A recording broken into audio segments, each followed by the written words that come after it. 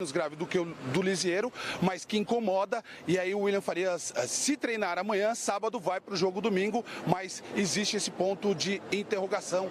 Problemas para o Wagner Mancini administrar. Enquanto isso, nos bastidores, né? O São Paulo vai repensando o seu planejamento para a temporada 2019, depois da eliminação precoce na Libertadores. A gente já trouxe a informação ontem que o Diego Souza interessa ao esporte, só que os altos valores têm dificultado a investida do clube pernambucano, mas as conversas continuam entre Diego Souza, esporte e também São Paulo, sem nenhum tipo de avanço, pelo menos até o momento. E alguns nomes pelo outro lado, né, alguma possibilidade de saída, que seria essa do Diego Souza, e também tem possibilidade de chegada. Um nome que começa a ser ventilado aqui pelo São Paulo é o nome do Roger Guedes, ex-Atlético Mineiro, ex-Palmeiras, está no Shandong Luneng da China. O São Paulo poderia contratar esse jogador por empréstimo até o final dessa temporada 2019, amigos. Legal, André. Obrigado pelas informações aí, André. Acompanhando de perto o São Paulo, treinando na manhã dessa sexta-feira, São Paulo e Red Bull Brasil. Domingo pintando qualquer informação. André, a prioridade é sua, só chamar e a gente retorna aí ao CT da Barra Funda. São Paulo precisa vencer e, de certa forma, torcer para um tropeço aí do Ituano e do Oeste, né? Se falava na volta do Lisieiro para dar mais agilidade, mais juventude, mais mobilidade, né? O Hudson fora, né? O Jusilei barrado. E o próprio Lisieiro também sem condições, aí vai ter que recorrer, pelo menos momentaneamente, talvez, à experiência de alguns jogadores em que nesse momento estão sem o prestígio que ele é, né, cabível, pelo menos nesse momento. Eu só, às vezes, discordo um pouco dessa coisa, assim, sabe, de colocar em cima dos mais experientes a turma que está perto dos 30, porque o time não tem mobilidade, porque o time... Não é bem assim, porque se você botar muito jovem também, não garante resultado positivo, né? Tá aí a seleção do nosso Brasil que ficou fora, inclusive, do próximo Mundial, e é todo mundo jovem. E todo mundo bom de bola nos seus clubes, né? Então tem isso também. Então não é só botar tinta, carregar as tintas no cara que tem mais acima de 30, porque tá pesadão. Lógico que tem que ter uma mescla, mas o São Paulo tá mudando. Sai o Jardine, entra o interino e o técnico que manda é o Cuca. Quem é que joga? E aí o São Paulo está perdido nessa história. Eu acho que, de certa maneira, o interesse do esporte pelo Diego Souza, eu acho que é uma bola fora. Eu acho que o Diego tem que ficar no São Paulo. Acho que tem que ficar, Paulo. Eu acho que tem que ficar, Calheiros. A informação é essa, o São Paulo não mais vai dificultar a saída do Diego Souza. Aí sim, se você tiver uma boa proposta, não sei o quê. Mas você carregar, isso aqui, se você botar, chancelar que o desempenho do São Paulo hoje é em cima dos caras que são mais... deixar claro aqui, Jusilei, Nenê, Diego, né? Não é bem assim. Não é bem assim, porque o São Paulo na temporada passada chegou a ser líder do campeonato com esses caras, jogando futebol de qualidade. Então é Pablo que está chegando, é muita mudança para um time que vinha bem e está mal das pernas nesse momento, inclusive eliminado, né? Isso, o fracasso passa por aí. Né? E correndo risco, para mim corre um sério risco. Ficar fora da final do Paulistão. No Campeonato Paulista. Olha, o torcedor fica bravo, é matemática. Corneta. Mas, gente, vai jogar contra um time nesse momento. Teve dificuldade na Libertadores com o Tajeres, que é inferior tecnicamente ao São Paulo, mas muito mais organizado. E nesse final de semana, vem aí um Red Bull que é muito bem treinado pelo Antônio Carlos. Lógico. É um time que, olha, vai complicar a vida do São Paulo. O São Paulo tem que abrir o olho no Campeonato Paulista. O Cuca já está projetando aí, quem sabe, novos reforços. E tá aí, ó, a bola da vez. Roger Guedes. Jogou com ele no Palmeiras. Jogou com ele no Palmeiras. Aliás, né, o Cuca foi buscar o Roger Guedes no Criciúma. Exatamente. E jogou no Palmeiras, olha lá, 83 jogos no Palmeiras, depois foi pro Galo. Uma média muito boa de gols no Galo. No Palmeiras ele era um filho desencapado. Quando ele começou a crescer no Galo, ele acabou saindo pro futebol chinês. É uma boa, Ricardo Lai? Seria uma excelente contratação. Se concretizar, né, essa vinda do Roger Guedes e se encaixa no modelo modelo de jogo que o Cuca adota, né? De velocidade, de uma ligação mais direta, vertical, porque tem a oportunidade e essa jogada de velocidade também, de drible com o Roger Guedes. Sobre o Diego Souza, o Nenê, o Jusilei, aqui a gente está ao lado de alguém que tem o conhecimento de causa, né? Não é a idade, até porque o Paulo Lima é mais ágil e mais móvel que nós três juntos aqui. Então, mas é pela característica do Nenê, do Diego Souza e do Jusilei. Esses 3 jogadores, em relação ao que o Cuca pretende, não se encaixam, né? Porque é um futebol mais direto. E ele fez isso no Palmeiras, no Santos também, e deu certo, né? Relativamente deu certo no Santos, até ao final ali do Campeonato Brasileiro, que perdeu a vaga para a Libertadores.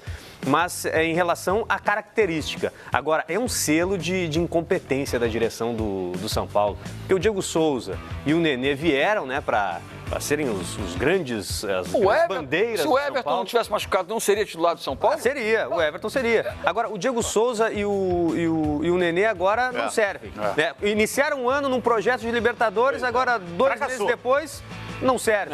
Deu errado. Um selo de incompetência e falta de convicção. Tem sido uma marca da diretoria do mandato aí do Leco. Bom, pessoal, falando em São Paulo, tem ex-jogador do São Paulo que está muito próximo do Real Madrid, que, olha, pisou na bola. A informação está no site do Fox Sports. Tá aí, olha, o Militão, o Sérgio Conceição, barrou o Militão lá no Porto após uma noite na balada, hein? Teve balada na noite de quinta-feira e ele foi barrado pelo Sérgio Conceição. Segundo informações publicadas nesta semana pelo jornal Marca, né, o Real Madrid tem negociações avançadas com o Porto do Militão, por Militão, né? E aceitou até pagar a multa rescisória de 50 milhões de euros, ao em torno de 210 milhões de reais. Olha, confesso para você que chama a atenção, porque o Militão no São Paulo era um Sérgio Conceição é o terror dos laterais brasileiros. Não, o Zé Militão pediu, né? E o Jorge, questão técnica, né? Mas é outro que tá jogando, o Alex Telles. É o titular dele, no lado esquerdo. Vamos falar de Corinthians agora? Corinthians que vai jogar no final de semana contra o Botafogo, né?